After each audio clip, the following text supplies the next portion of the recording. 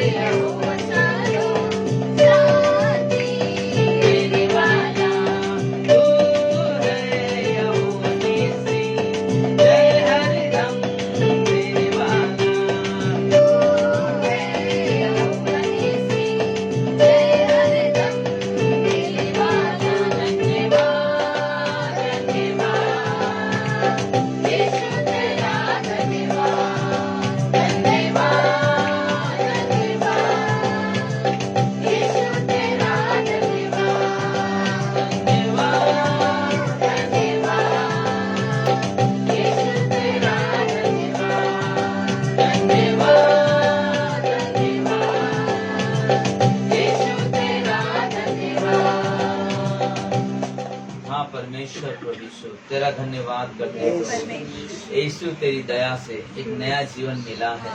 यीशु तेरी कृपा से हमें एक रास्ता मिला है प्रभु। परमेश्वर हम तेरी महिमा करते हैं, तेरी बड़ाई करते हैं प्रभु।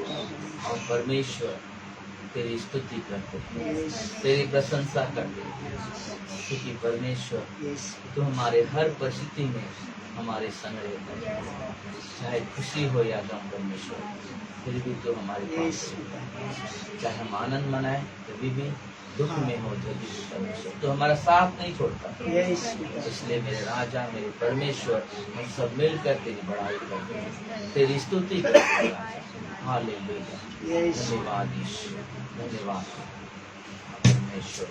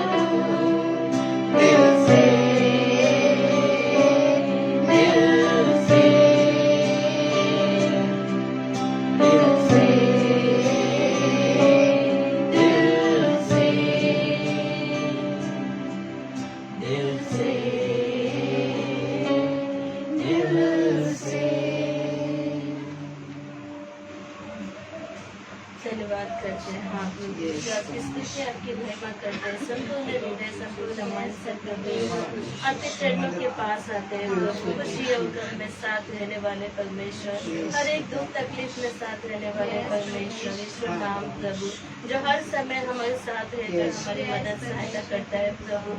हर दुखों में, हर बीमारी में प्रभु चंगा करने वाला परमेश्वर, धन्यवाद करते हैं। हम खुशी और गम में भी आपकी महिमा, आपकी स्तुति करें। आपका वचन गीत में कहा है कि जहाँ मेरी नजर जाए वहाँ तेरी स्तुति है।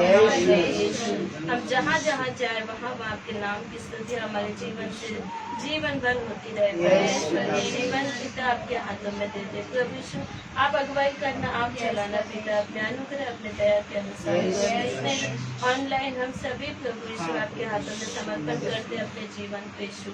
और परमेश्वर आगे के संदेश पिता यीशु आपके हाथों में देते, अपने दास के मुख से अपने पवित्र आत्मा द्वारा बातें करना प्रभु, कि जिन बातों की जरूरत है हमारे जीवन में प्रभु, उन बातों को हमें देना यीशु आपसे प्रार्थना है प्रभु।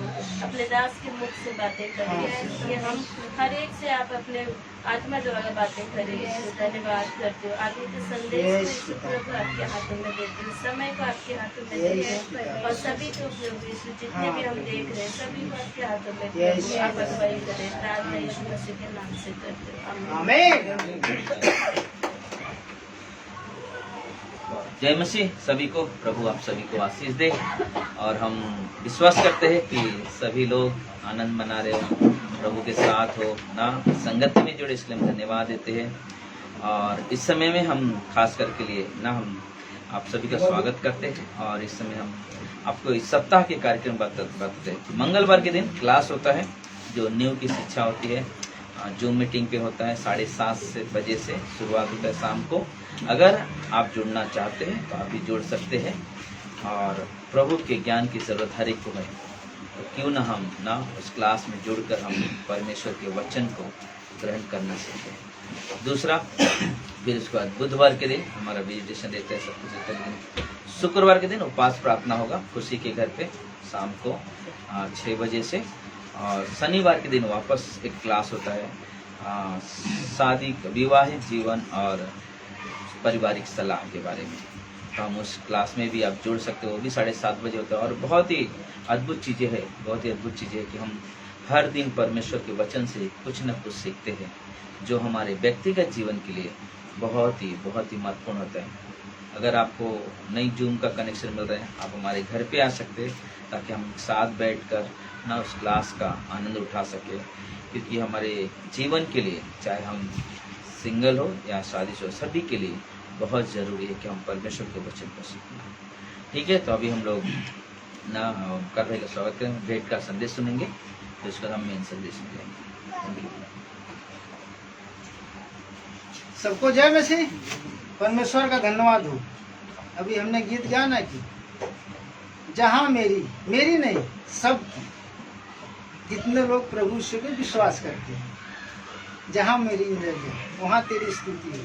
हम कहीं भी चले जाएंगे लेकिन प्रभु यीशु हमारे साथ रहेगा।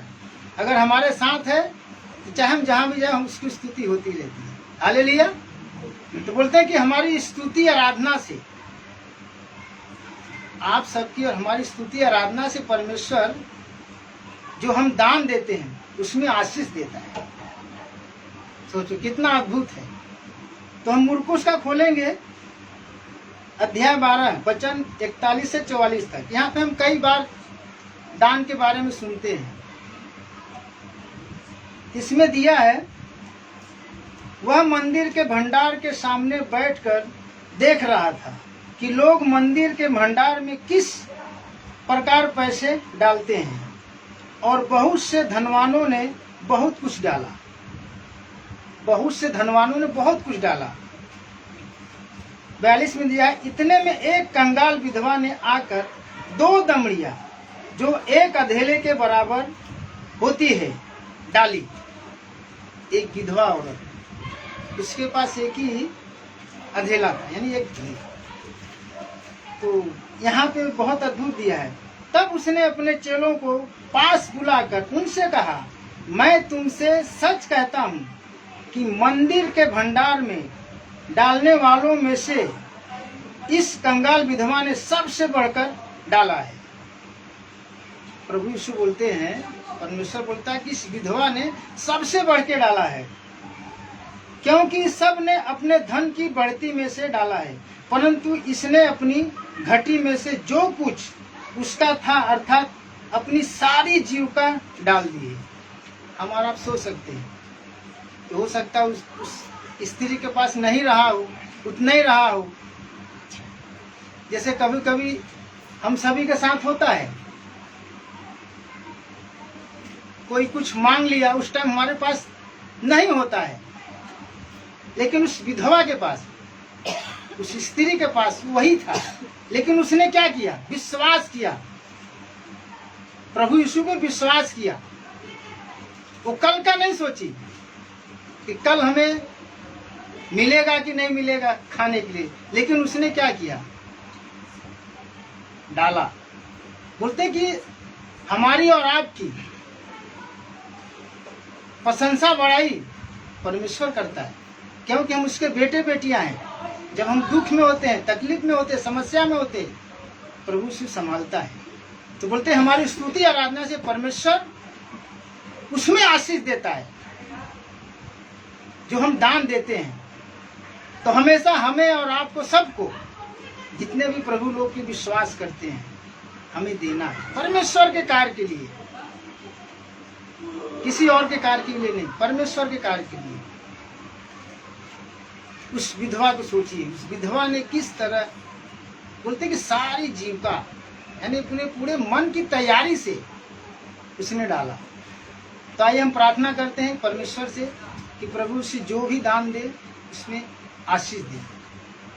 हे पिता परमेश्वर, हम तेरे चरणों के सिंहासन पर आते प्रभु यीशु, जो तेरा वचन है पिता परमेश्वर, तेरा वचन वो कहानी किताब नहीं पिता परमेश्वर, कहानी पढ़े फिर छोड़ दिए प्रभु यीशु, लेकिन तेरा वो वचन है पिता परमेश्वर। जो भी पिता परमेश्वर दान दे प्रभु, उनके घरों में आशीष देना, कामों धंधों में आशीष देना पिता परमेश्वर, ताकि तेरी महिमा, तेरी प्रशंसा पिता परमेश्वर। ऐसी विनती में आराधना करता हूँ। आगे पिता परमेश्वर सारा आदर, सारा महिमा आपके चरणों में सौंपते प्रभु यीशु के नाम से मांगते हैं, आमीन।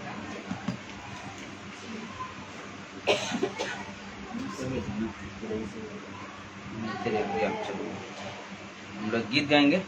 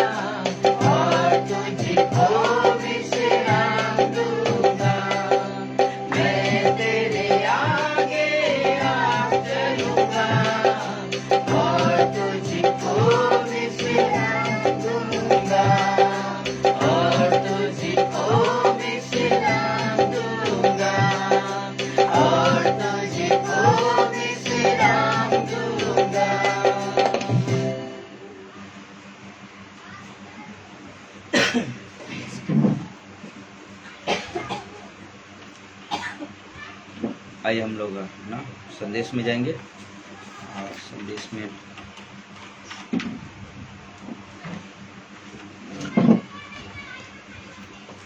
परमेश्वर का वचन एक दूसरे को जोड़ता है। आज का जो संदेश है, परमेश्वर का वचन एक दूसरे को क्या करता है, जोड़ता है। और कारण क्या है, क्योंकि वो जो शब्द है ना, पहला चीज जो वचन है पवित्र है ना, वचन जो है पवित्र है।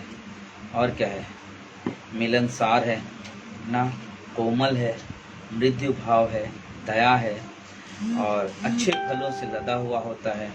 और क्या है, पक्षपात और कपट रहित होता है ना। ये सबसे बड़ी खासियत है परमेश्वर के वचन का, कि वो पक्षपात नहीं करता है और ना तो उसमें कपट होता है। और इसलिए परमेश्वर का वचन क्या करता है, एक दूसरे को क्या करता है, जोड़ता है ना, मेल कराता है। और हम लोग देखेंगे नीति वचन 15 अध्याय, नीति वचन 15 अध्याय 23 और 24 वचन पढ़ेंगे हम लोग, ठीक है। सज्जन उत्तर देने से आनंदित होता है, सज्जन उत्तर देने से आनंदित होता है और अवसर पर कहा हुआ वचन क्या ही भला होता है। अवसर पे कहा हुआ वचन क्या होता है, क्या ही भला होता है। 24 बुद्धिमान के लिए जीवन का मार्ग ऊपर की ओर से ओर आ जाता है। बुद्धिमान का जो मार्ग है क्या होता है, ऊपर की ओर जाता है। इसी रीति से वह अधलोक में पड़ने से बच जाता है। हाँ, आइए हम लोग प्रार्थना करते हैं। प्रिय परमेश्वर, प्रभु यीशु हम धन्यवाद देते हैं। सारा आदर, सारा महिमा, सारा गौरव आपको देते हैं प्रभु। आपकी स्तुति हो परमेश्वर, आपकी प्रशंसा, आपकी बड़ाई करते हैं प्रभु जी। सब नामों में श्रेष्ठ नाम आपका नाम है प्रभु जी। आपके नाम में सब कुछ पूरा होता है प्रभु जी। और हम आपकी महिमा करते हैं राजा, आपकी बड़ाई करते हैं प्रभु जी। आज के संदेश के द्वारा हम सभी से आप बातें करें भविष्य के नाम से, आमीन ना। आज हम लोग ने जो बात करें यहाँ पे, जो हमने पढ़ा भी वचन, तो बोलते कि परमेश्वर का जो वचन है क्या करता है, एक दूसरे को क्या करता है, जोड़ता है ना, जोड़ता है।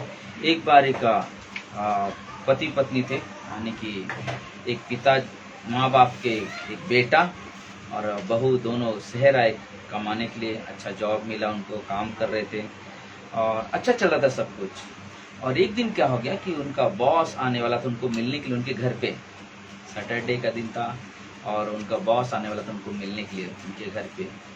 और बॉस आने के समय ना, वो लोगों ने आपको बहुत अच्छा खाना बनाया, सब कुछ तैयार किया कि मेरा बॉस आने वाला, उसके लिए अच्छा अच्छा पकवान बनाया। और माँ बाप गांव में रहते थे, लेकिन उन्होंने खाना बना लिया, सब कुछ रेडी कर लिया। जब समय आया बॉस के आने का, तो बोले बॉस आने वाला ही था, तब तक क्या हो गया, उनके माँ बाप गांव से आ गए ना। अपने बेटे के लिए बहुत सारा बना के कुछ लेके आए अपने गांव से, जो भी उनको पसंद था बेटे को, वो चीज़ बना के लेकर आए। और जब मिलने के लिए आए, दरवाजा खोला तो बोला, अरे क्या डैडी, क्या मम्मी, आपको अभी आना था, हाँ फोन नहीं किया, कुछ नहीं, और आप आ गए। नहीं बेटा, तेरी माँ को ना तेरा बहुत याद आ रहा था, इसलिए हम आ गए तुझसे मिलने के लिए। ऐसा करो, बेटा बोला ऐसा करो, अभी रुको बाहर, क्योंकि घर में साफ सफाई का काम चालू है। अगर वो डस्ट निकलेगा तो क्या होगा, आपको एलर्जी हो जाएगा, तो आप अंदर मत आओ। उनको ऐसा करके बोला, तो आप किधर ही बाहर ही रुको। और जब से उनको बोला, तब तक बॉस आ गया कार लेकर के। बॉस को देखा ना, बॉस को देखा तो तुरंत उसने क्या कि उनका स्वागत के लिए आगे बढ़ा ना, आगे बढ़ा, उन्हें स्वागत किया और बुलाया। बोला मिलते ही दरवाजे पे, तब जब उनके माँ बाप खड़े, बोले कौन है, बोलते मेरे नौकर है। माँ बाप को क्या बोला, ये मेरे नौकर है। तो काम चालू है घर का, इसलिए वो लोग यहाँ पे रखे, अभी आप आए हैं, फिर उसके बाद वापस आएंगे काम करने के लिए। वो गया बॉस को लेके अंदर, सब टेबल पर रखा, मस्त खाना रखा हुआ है, बैठ के खा रहे सब लोग। और वो बात बोले कि आपके मम्मी डैडी कहाँ हैं? बोलते मम्मी डैडी ना बाहर चले गए, वो है नहीं यहाँ पे ना, बाहर रहते हैं, बहुत दूर रहते, वो आते नहीं हैं, और हम लोग यहीं पे रहते हैं। और वहाँ पे सुन रहा था, माँ बाप कोई नहीं है यहाँ पे। और पिताजी खिड़की से सुना ये बात। पिताजी उस खिड़की से शब्द को सुन रहा था कि मेरा बेटा बोल रहा है कि मेरे माँ बाप यहाँ पे नहीं है। और बॉस उसे बात करने लगा। फिर उसके बाद बॉस खाना वाना खा के जाने लगा।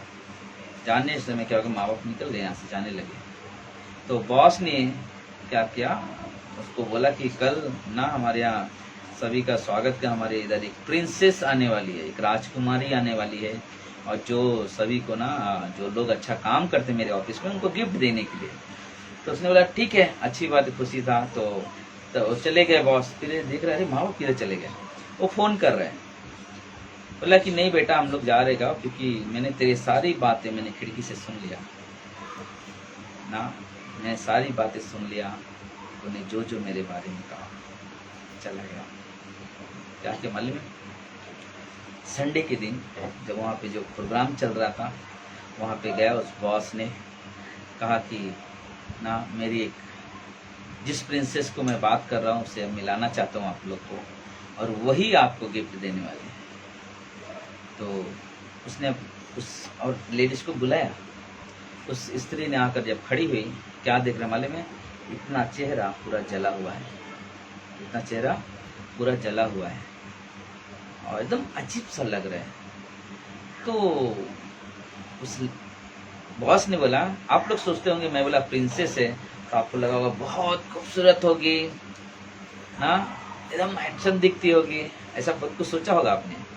लेकिन मेरे लिए प्रिंसेस यही है,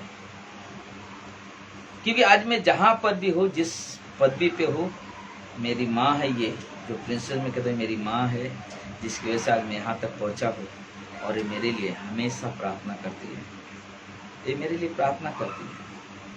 और माँ को जब वहाँ पे खड़ा होना पड़ा तो माँ बोल रही, मालूम है, मेरे चेहरे को देख के मैं अपने आप को खुद कहती मैं कितनी बेकार दिख रही हूँ, लेकिन मेरा बेटा हमेशा मुझे प्रिंसेस कहता है, मुझे प्रिंसेस कहता है, राजकुमारी कहता है। और जो पति पत्नी थे जिसने अपने माँ बाप को भगा, वहाँ पे बैठे हुए थे लोग, और वो लड़का वहाँ पे रोने लगा। वो व्यक्ति रोने लगा उनकी बात को सुनकर। लेकिन वो कहता है कि ना, ये मेरी प्रिंसेस है, सब पहचान कराता, उनसे बात कराता, और सब सुनते हैं प्रिंसेस वाले। तो बेटा कहता है, मालूम है, आज मेरी माँ को मैं क्यों इतना आदर सम्मान देता हूँ, क्यों मेरी माँ के लिए, मेरी माँ मेरे लिए प्रिंसेस है, क्योंकि उसने जो चेहरा आप देख रहे हो, उसने मेरे लिए जीवन दी। ये जो दाग देख रहे हो, ये मेरे लिए उसने किया। मेरे पिताजी ने, लेकिन घर में अचानक आग लग गई, मुझे बचाने में मेरी माँ के चेहरे जल गए, मुझे बचाने के लिए। बोलो प्रेम, उसके शब्दों से क्या मतलब, उसका जो शब्द निकला, परमेश्वर ने उसे उस प्रेम में डाला था। अपने माता पिता का आदर करो, परमेश्वर का वचन कहता है। उस वचन उसके दिल को छुआ। क्या किया उसने मालूम है, वो लोग ने रोया अपने माँ बाप को मिलने, नहीं हमें मिलना है अपने माँ बाप से। बोलते कभी भी अपने माँ बाप से ना इस तरह से बर्ताव मत करो, क्योंकि बाइबल कहता है, बाइबल का वचन कहता है ना, अपने माता पिता का क्या करो, आदर करो। और वो चीज उन्हें देखने को मिला उस बॉस की। सोचना, उस औरत बोलती, प्रभु यीशु ने मुझे इस तरह से रखा, हाँ, लेकिन मेरा बेटे के लिए मैं राजकुमारी हूँ, लेकिन मैं अपने आप को देख के बोलते नहीं, इस योग्य नहीं। लेकिन जो परमेश्वर पे भरोसा करते मालूम है, शायद लोगों की नज़र में आपका महत्व नहीं होगा, लेकिन परमेश्वर की नज़र में आपका बहुत कीमत है। हालेलुया। परमेश्वर की नज़र में आपका बहुत कीमत है। इसलिए बाइबल कहता है, याकूब का 4:8 क्या कहता है, परमेश्वर के निकट आओ तो वह भी तुम्हारे निकट आएगा। आओ परमेश्वर के निकट आओ तो तुम्हारे निकट आएगा। क्यों? क्योंकि जब हम देखते हैं परमेश्वर के वचन में 1:17 कहता है, क्योंकि हर एक अच्छा वरदान, हर एक उत्तम दान ऊपर ही से आता है। बोले कि अच्छा वरदान, अच्छा उत्तम दान ऊपर ही से आता है, ज्योति के पिता की ओर से मिलता है, जिसमें ना तो कोई परिवर्तन हो सकता है और ना अदला बदला के कारण उस पर छाप पड़ती है। ना बोलते कि उसमें कोई परिवर्तन नहीं हो सकता। वो परमेश्वर जो स्वर्ग में विराजमान है, बोलते वो ऊपर से देता है। क्यों? वही याकूब के 3:17 में कहता है, जो ज्ञान ऊपर से आता है, जो ज्ञान ऊपर से आता है वो तो पहले पवित्र होता है। जो ज्ञान परमेश्वर की तरफ से आता है सबसे पहले क्या होता है? पवित्र होता है। दूसरा फिर मिलनसार, ना मिलाने वाला होता है। सचमुच उस वचन में मिला। सोचो, आज से 2000 साल पहले, यीशु मसीह के आने से पहले हमें नहीं मालूम परमेश्वर कौन है, या बहुत सारे लोग जो हमारे पूर्वज बहुत सारे मर गए होंगे, उन्हें भी नहीं मालूम कि मेरा परमेश्वर कौन है। अपने संसार की रीति के अनुसार आदमी जीने लगा ना, कुछ भी बनाया, मूर्ति बनाया, जो भी पूजा पीठ ऐसे जैसे चलता है चला है, लेकिन कभी उन्होंने सच्चाई को ढूंढा नहीं, जाना नहीं। लेकिन हम देखते हैं यीशु मसीह ना हम पापियों के लिए स्वर्ग से इस दुनिया में आया, स्वर्ग से इस पाप की दुनिया में आया जहाँ पे गलत है, सब कुछ पाप से डूबा हुआ, हर एक इंसान पाप से डूबा हुआ। परमेश्वर उस दुनिया से यहाँ पर आया। तो जो ऊपर से आता पहले क्या होता है? पवित्र है। यीशु मसीह पवित्रता के द्वारा इस दुनिया में आया। एक मरियम जो कुंवारी थी, उसके गर्भ में परमेश्वर ने पवित्र आत्मा द्वारा उसे कोख में डाला। कैसा था वो? पहला तो वो पवित्र था, फिर मिलनसार, क्योंकि हम पाप के कारण परमेश्वर से दूर थे, तो उसने क्या किया? क्रूस पे हमारे लिए जान देकर हमारे लिए एक रास्ता बना दिया ताकि हम परमेश्वर से मेल मिलाप करें। हालेलुया! कितना अद्भुत परमेश्वर! सोचना, वाह, मुझे बहुत पसंद है। हम भटके हुए इंसान, हमें कोई रास्ता नहीं, लेकिन यीशु मसीह आके ना हमारे पाप को क्षमा करने के लिए जरिया बना। हमें कोई बलिदान के, हमें सिर्फ विश्वास किया और हमारे पाप क्षमा हो गए और मैं उस पिता परमेश्वर के पास जा सकता हूँ। और वो चीज हम देखते हैं, तो बोलते कि पहला क्या था? वो पवित्र था, दूसरा मिलनसार, तीसरा है कोमल, बहुत ही नम्र बात करना, बहुत ही कोमलता था उसके अंदर, बहुत ही कोमलता था। आप कितना भी लोग कठोरता से उसे पेश आए, लेकिन उसके अंदर कभी कड़क शब्द नहीं थे, कोमलता से। सोचो ना, पौलुस कलीसिया को सता रहे तो के काम 9 में, और यीशु मसीह उसको दर्शन क्या होता है? हे साउल तू मुझे क्यों सताता है? सोचो उसकी कोमलता देखो, उसको सताए जा रहे हैं, उसके लोगों को सताए जा रहे हैं। उसने क्या कहा? ये नहीं बोला मेरे लोग मुझे क्यों सताता है, हाँ? सताए जा रहा है, लेकिन क्या बोलता है? हे साउल तू मुझे क्यों।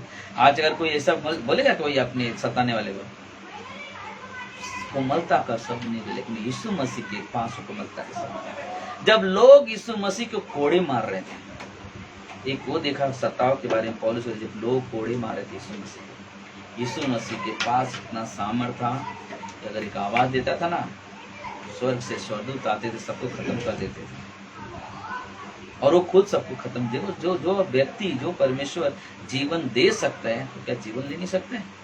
लेकिन उसने अपनी कोमलता दिखाई कि देखो मेरे अंदर कितनी कोमलता है।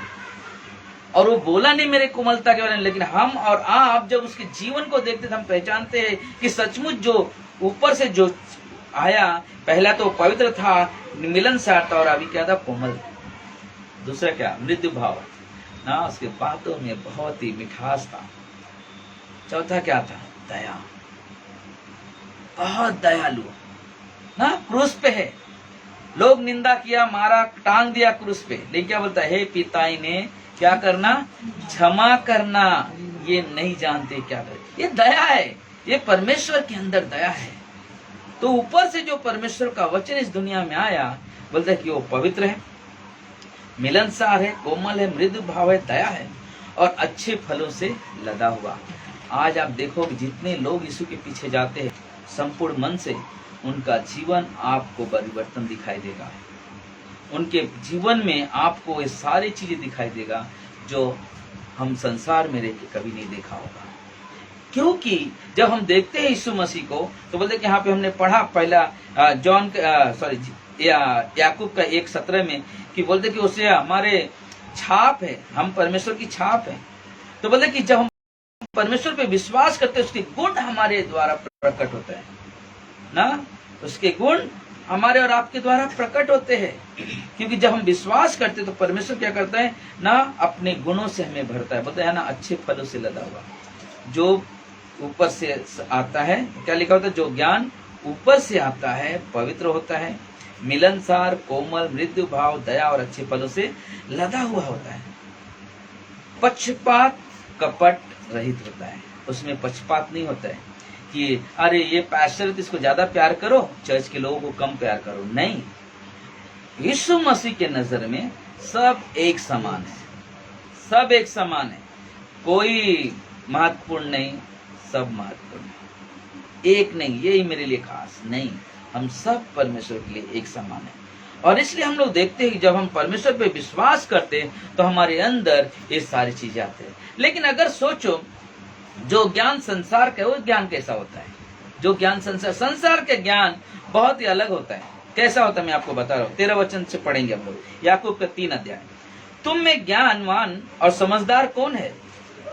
जो ऐसा हो वह अपने कामों को अच्छे चाल चलन से उत्तम उस नम्रता सहित प्रकट करे जो ज्ञान से उत्पन्न होती है ना।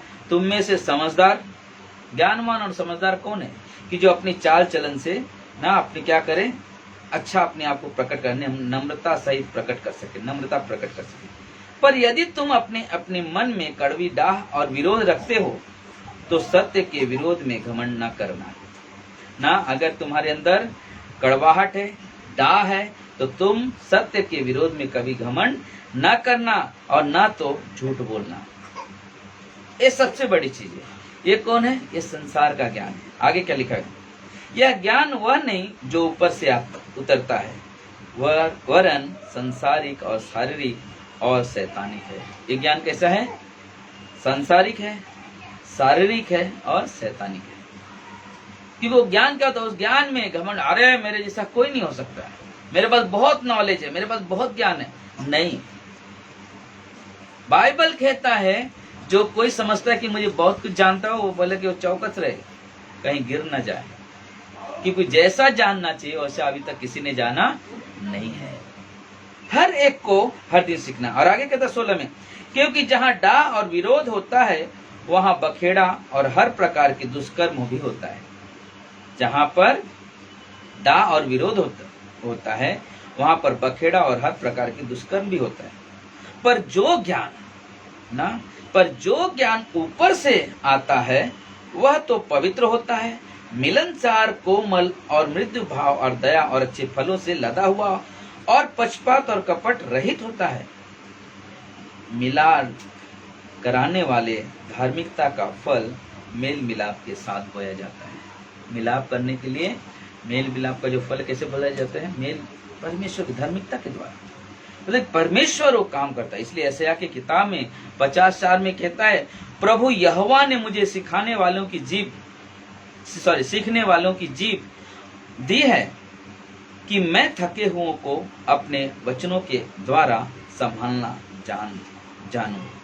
भोर को वह मुझे नित्य जगाता है और मेरा कान खोलता है कि मैं शिष्य के समान क्या करूं? सुनूं।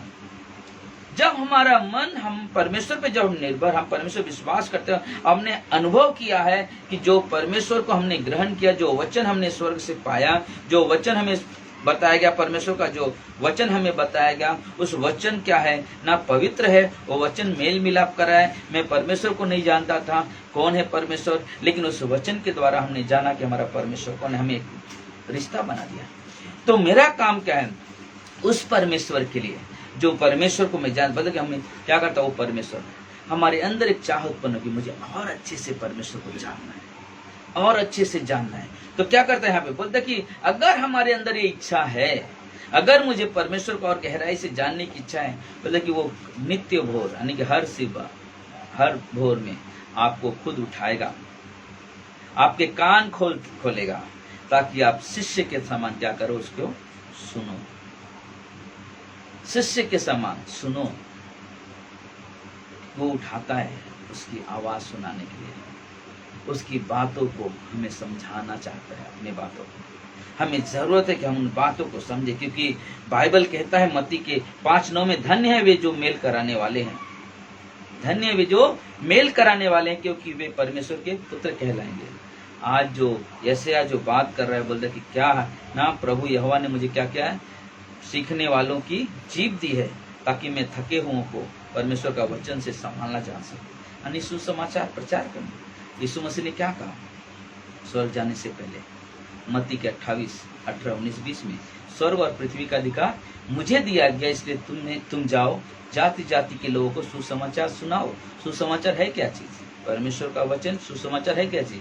कि प्रभु यीशु आज से 2000 साल पहले मेरे लिए इस दुनिया में आया, मेरे लिए इस दुनिया में आया, मेरे लिए मारा गया, मेरे लिए गाड़ा गया और तीसरे दिन जी उठा।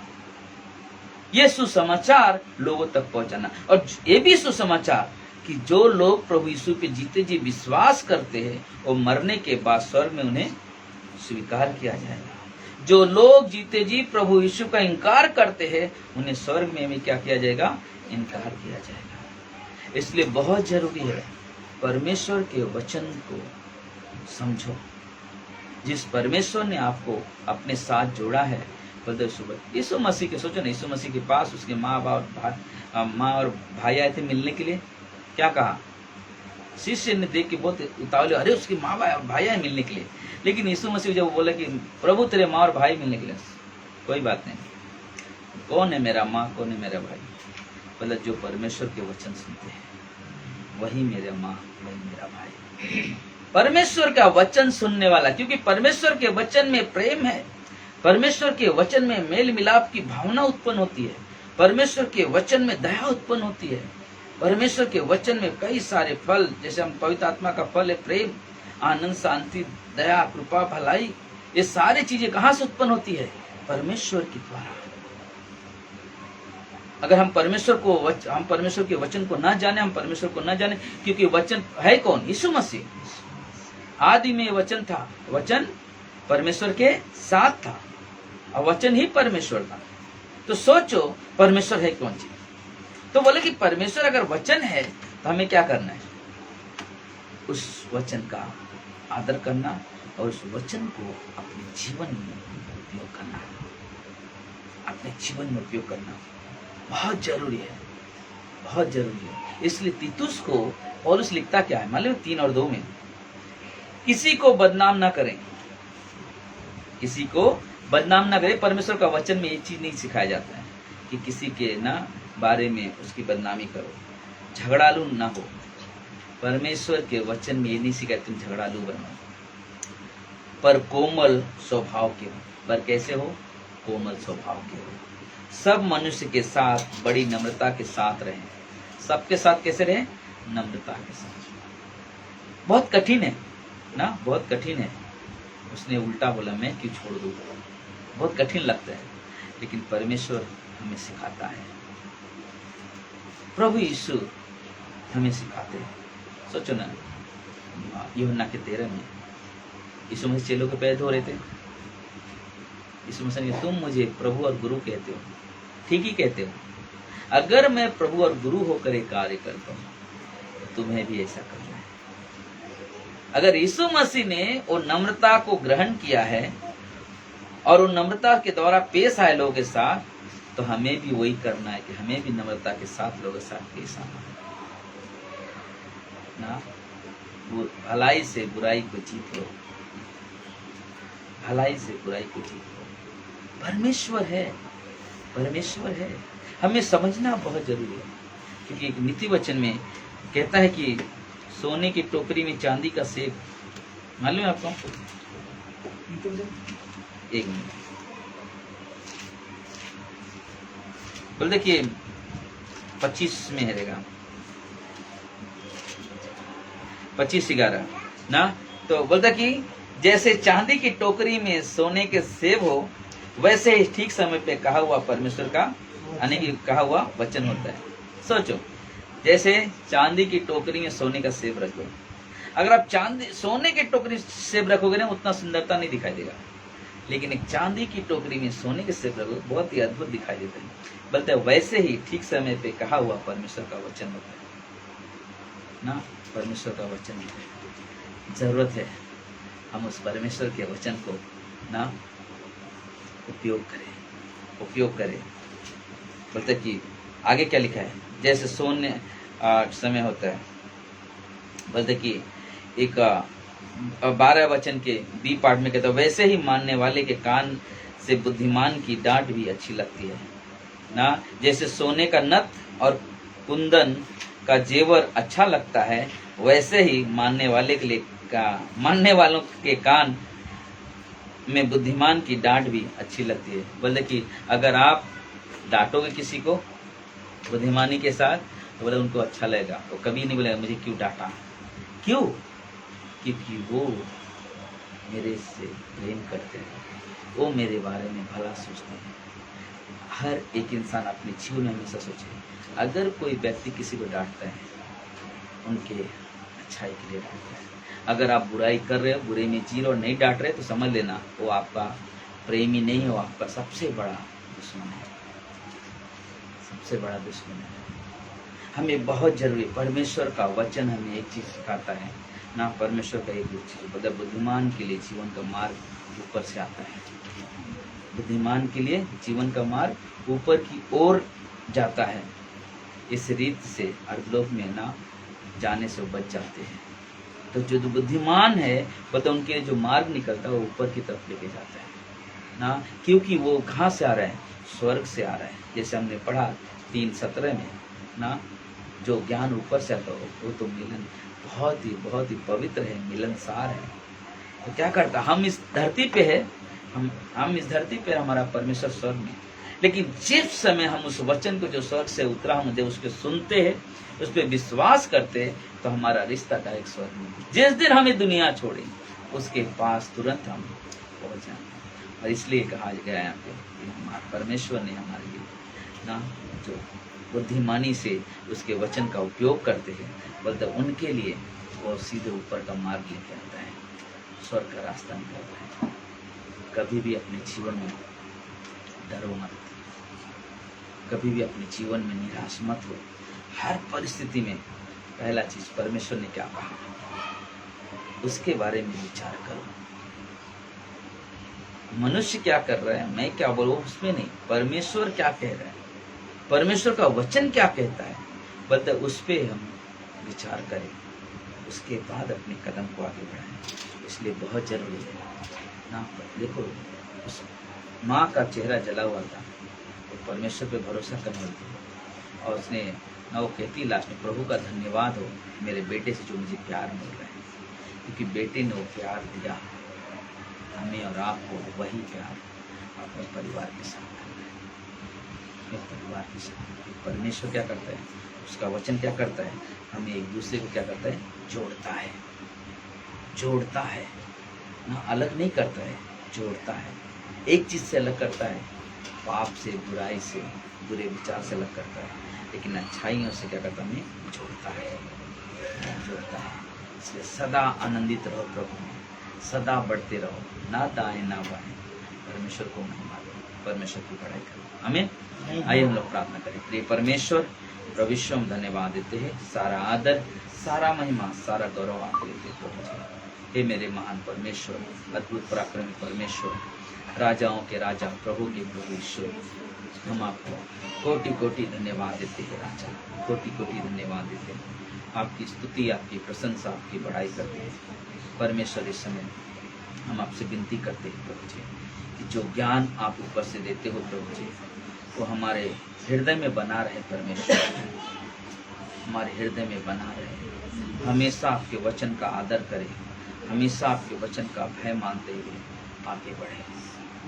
हे मेरे प्रभु, मदद करे परमेश्वर, सहायता करे। धन्यवाद आपके उस प्रेम के लिए प्रभु जी, कि आप स्वर्ग से आकर हमें पिता से जोड़ दिया परमेश्वर, हमें नरक जाने से बचा, इसलिए धन्यवाद परमेश्वर। आपकी महिमा, आपकी प्रशंसा, आपकी बढ़ाई करते हैं। सबसे मधुर, सबसे मीठा नाम आपका है प्रभु जी। परमेश्वर इस समय खास प्रार्थना करते हैं प्रभु जी, हमारे महाराष्ट्र में कई जगहों पे बहुत बड़े बड़े बारिश के द्वारा नुकसान हुए, कई परिवार बिखर गए। मेरे प्रभु, हम आपसे विनती करते हैं परमेश्वर, आप उन्हें संभालें परमेश्वर, उन्हें संभाले प्रभु जी। जो लोग इस दुनिया में नहीं रहे प्रभु जी, उनके परिवार जो बहुत ही दुखी है परमेश्वर, परमेश्वर तेरा वचन वहाँ तक जाए परमेश्वर, लोग तुझ पे विश्वास करें प्रभु जी, क्योंकि मरना हर एक न एक दिन सभी को है परमेश्वर। लेकिन मरने के बाद जाएंगे कहाँ? बाइबल कहता है जो लोग प्रभु यीशु पे विश्वास करते हैं वो मरने के बाद स्वर्ग जाएंगे। जो लोग प्रभु यीशु पे विश्वास नहीं करते वो मरने के बाद नरक जाएंगे। बाइबल गवाही देता है। इसलिए मेरे भाइयों, मेरी बहन, अगर आप सुन रहे हो इस संदेश को, अगर अभी भी आपने अपने जीवन को प्रभु यीशु को समर्पित नहीं किया है, प्रभु यीशु आपको बुला रहे हैं। प्रभु यीशु आपके जीवन में आना चाहते हैं। अगर आप एक छोटी सी प्रार्थना करते हो कि प्रभु यीशु में पापी हूँ, मुझे क्षमा करें, मरने के बाद मुझे स्वर्ग में स्वीकार करें, आप इसी वक्त अपने जीवन को स्वर्ग से जोड़ देते हो, क्योंकि आप परमेश्वर को विश्वास करते हो। अगर कोई है ये प्रार्थना आप कर सकते हो अपने घरों में, जहाँ पर भी हो, कि प्रभु यीशु मुझ पापी पर दया करो, मरने के बाद मुझे स्वर्ग में स्वीकार करो। धन्यवाद देते हैं मेरे परमेश्वर। सारा आदर, सारा महिमा आप लोग को प्रभु यीशु के नाम से। आमीन। आमीन। आइए हम लोग वर्शिप आराधना करेंगे।